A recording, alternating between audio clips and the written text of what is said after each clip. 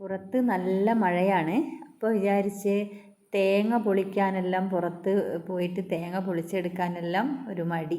അതുകൊണ്ട് കുറച്ച് ക്യാരറ്റ് ചിരകി എടുത്തിട്ടുണ്ട്. അതിൽ കുറച്ച് ഉപ്പ് ചേർത്ത് ഇങ്ങനെ കുഴച്ചെടുത്തിട്ടുണ്ട്. ഇനി തേങ്ങയ്ക്ക് പകരം ഇത് വെച്ചിട്ടാണ് ഇന്ന് പുട്ട് ചുടുന്നത്. പുട്ടിൻ്റെ പൊടിയെല്ലാം കുഴച്ചെടുത്തിട്ടുണ്ട്. ഇനി ഗ്യാസ് ഓണാക്കി കൊടുക്കാം. ഈ അടുത്ത് വാങ്ങിച്ച ഒരു ഇലക്ട്രിക് ലൈറ്ററാണിത്. ഇതുകൊണ്ട് പെട്ടെന്ന് നമുക്ക് ഗ്യാസെല്ലാം ഓണാക്കാൻ പറ്റും. അപ്പോൾ പുട്ട് ചുടാനായിട്ട് പാനി വെച്ച് കൊടുത്തിട്ടുണ്ട്.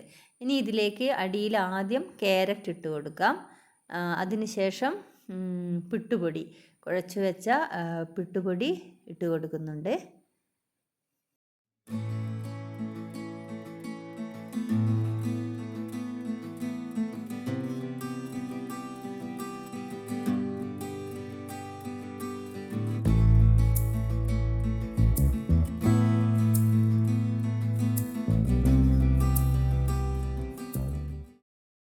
അങ്ങനെ നമ്മുടെ ക്യാരറ്റ് പുട്ട് ഇവിടെ റെഡി ആയിട്ടുണ്ട്.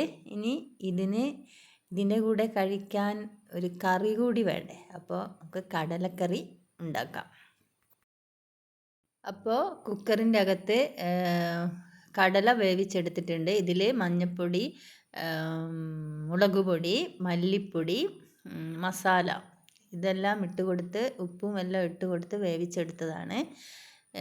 ഇനി ഇതിലേക്ക് ചെറിയുള്ളി, കുറച്ച് ഇഞ്ചി, വെളുത്തുള്ളി, പച്ചമുളക്, തക്കാളി, പെരിഞ്ജീരകം ഇതെല്ലാം ഇട്ടൊന്ന് വെളിച്ചെണ്ണയിലൊന്ന് വഴറ്റിയെടുക്കാം.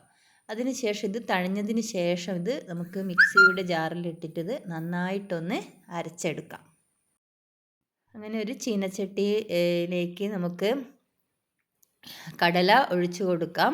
അതിലേക്ക് നേരത്തെ അരച്ചു വെച്ച കൂട്ട് ഒഴിച്ചു കൊടുക്കുന്നുണ്ട്. ഇനി ഇതിലേക്ക് കുറച്ച് വെള്ളം ചേർത്ത് കൊടുക്കാം. ഈ മിക്സിയുടെ ജാറ് കഴുകിയ എടുത്ത വെള്ളമാണ് ഒഴിച്ചു കൊടുക്കുന്നത്. ഇനി ഇതിലേക്ക് കുറച്ച് ഗരം മസാല, കുറച്ചുകൂടി ഗരം മസാല ചേർത്ത് കൊടുക്കുന്നുണ്ട്. അങ്ങനെ നമ്മുടെ കടലക്കറി തിളച്ച് വരുന്നുണ്ട്. ഇതിലേക്ക് കുറച്ച് കറിവേപ്പിലയും മല്ലി ഇലയും കൂടി ഇട്ട് കൊടുക്കുന്നുണ്ട്. നമ്മുടെ ക്യാരറ്റ് പുട്ടും കടലക്കറിയും തയ്യാറായിട്ടുണ്ട്. നല്ല സൂപ്പർ ടേസ്റ്റാണ്.